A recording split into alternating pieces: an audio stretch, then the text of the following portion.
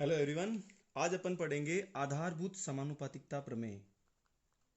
आधारभूत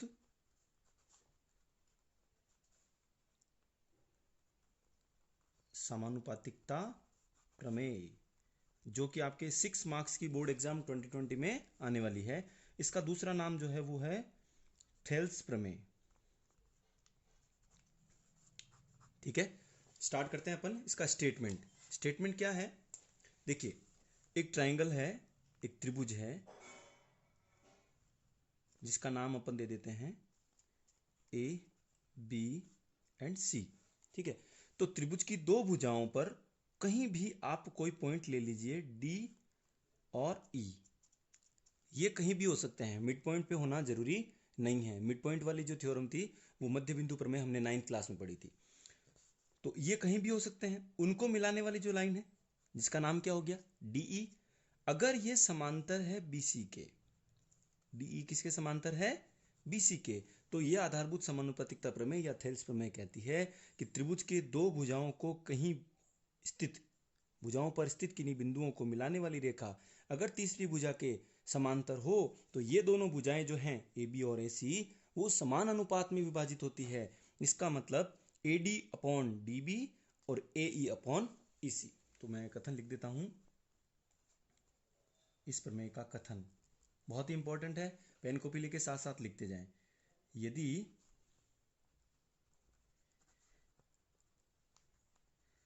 त्रिभुज की दो भुजाओं पर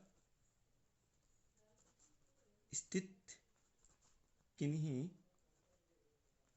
बिंदुओं को मिलाने वाली रेखा, जिसका मैं शॉर्ट में नाम लिख देता हूं डीई। ठीक है, और ये बिंदु है, ये कौन से हैं?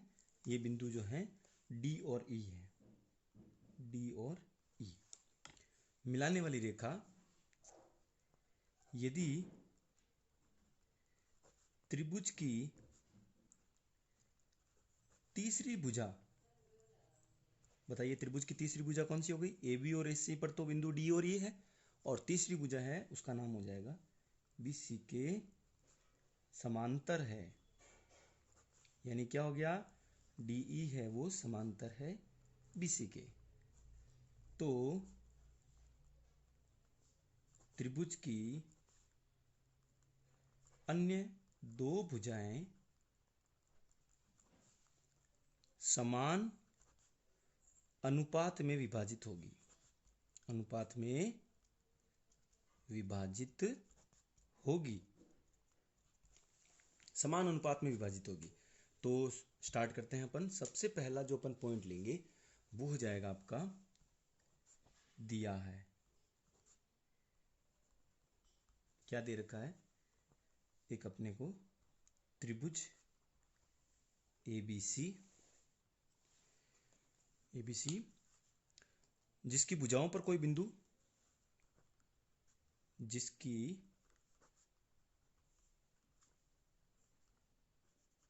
भुजाओं पर बिंदु डी व ई स्थित हैं। और क्लियर करना चाहें तो ये लिख सकते हैं, बिंदु डी जो है वो ए बी पर स्थित है और बिंदु ई है वो ए सी पर स्थित है। साथ में क्या दे रखा है कि ये जो डी ई है वो समांतर है बी सी के। ये आपको गिवन कंडीशन है। ठीक है, उसके बाद दूसरा पॉइंट सिद्ध करना है। क्या सिद्ध करना आपको? कि ये जो भुजाएं हैं अगर ये इसके समांतर है, इसके, तो ये दोनों भुजाएं समान अनुपात में विभाजित होगी। इसका मतलब A D upon D B, D B कह दीजिए या बी डी कह दीजिए, एक ही बात है। इसी प्रकार से ए ई अपॉन ई सी अपॉन ई सी। ठीक है, तो ये हो गया इसका जो अपने को सिद्ध करना है पॉइंट। उसके बाद हम बात करेंगे रचना। रचना में आपको क्या करना है? यहां इस बिंदु से ये जो रेखा है ए बी, इस पर एक आप लंब डालेंगे जिसका नाम है अपना ई एफ, यानी इस बिंदु का नाम दे दिया एफ। तो त्रिभुज की भुजाएं ए बी तथा ए सी पर लंब क्रमशः, देखिए ए बी पर लंब आपने डाला है ई एफ, तथा इस ए सी पर जो लंब है इसका नाम दे दीजिए आप डी जी, डी जी की रचना की, या यूं कह सकते हैं ये लंब डाले हमने। चौथा पॉइंट उत्पत्ति यानी कि प्रूफ, क्या हो जाएगा? अब आप देखिए आपके पास ऊपर एक त्रिभुज है ए डी ई, ठीक है। इसी प्रकार से आपको एक दूसरा त्रिभुज लेना है। अच्छा साथ ये भी मिला दीजिए, देखो एक मैं ब्लैक पेन से शो कर रहा हूं, बी को ई से मिलाया, बी को ई से मिलाया।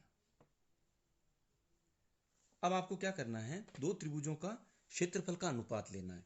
ऊपर आपको त्रिभुज दिख रहा है ए डी ई, त्रिभुज ए डी ई का क्षेत्रफल बटा त्रिभुज जो भी ये लाइन मिलाई है आपने बीई, इससे क्या मिला देखो बी डी ई, त्रिभुज बी डी ई का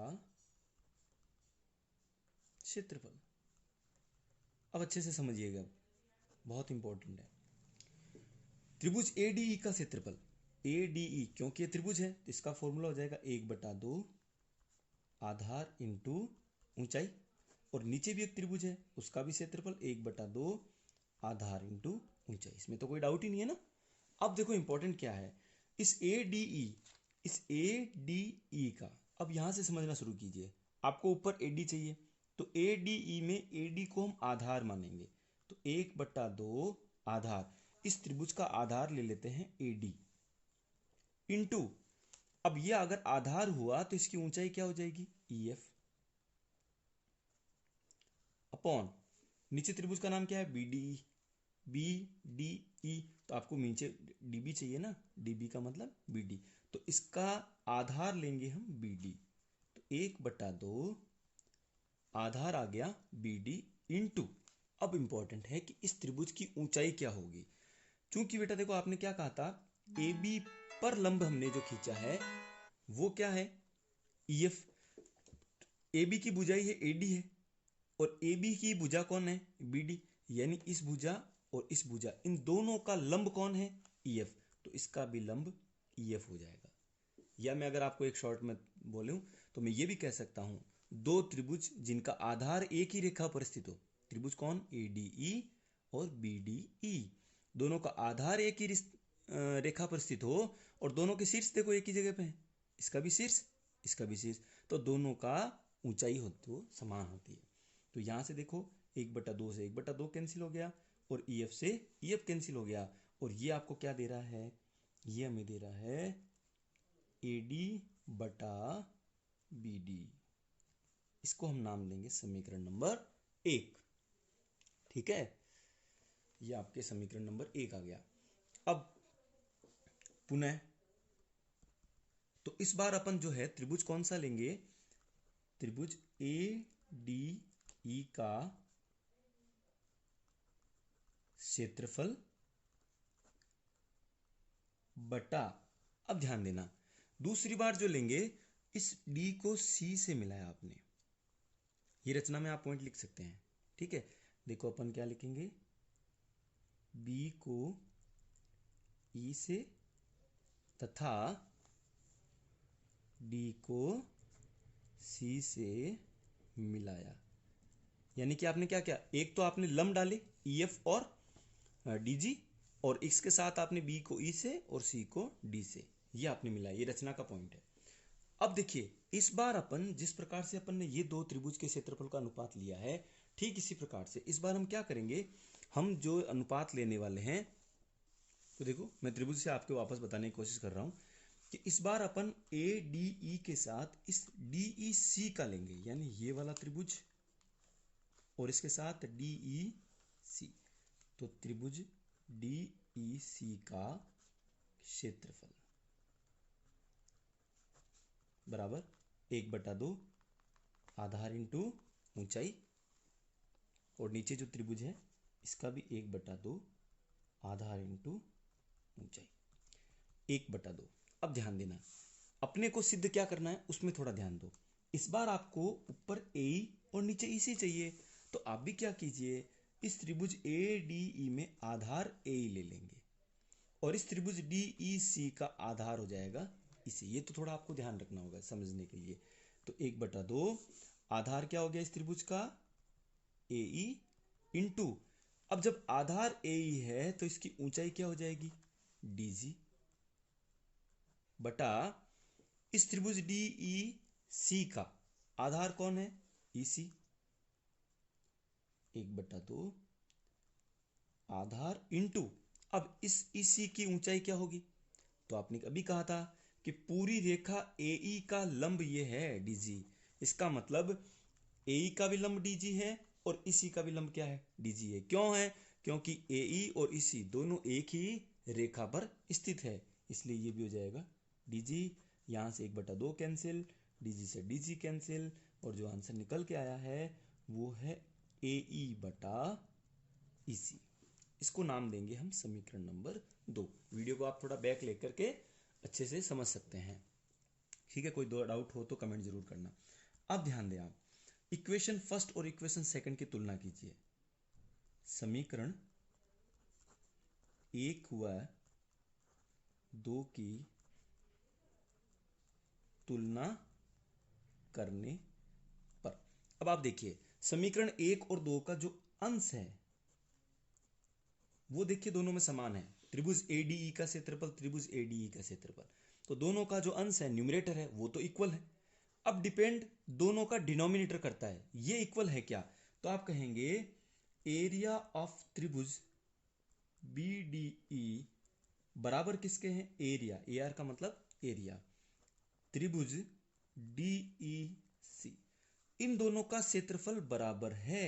इसका कारण क्या है, उसका कारण हम कहेंगे कि आप चेक कीजिए BDE, इसका आधार का नाम है, देखो ये कौन है, DE, और इधर देखो आप DEC, इसका भी आधार क्या है, DE, यानी कि इन दोनों का आप चेक कर सकते हैं। ये देखिए ये रहा DE, दोनों का आधार DE है, तो आप लिख सकेंगे एक ही आधार जिसका नाम क्या है, DE, तथा समांतर रेखाओं के बीच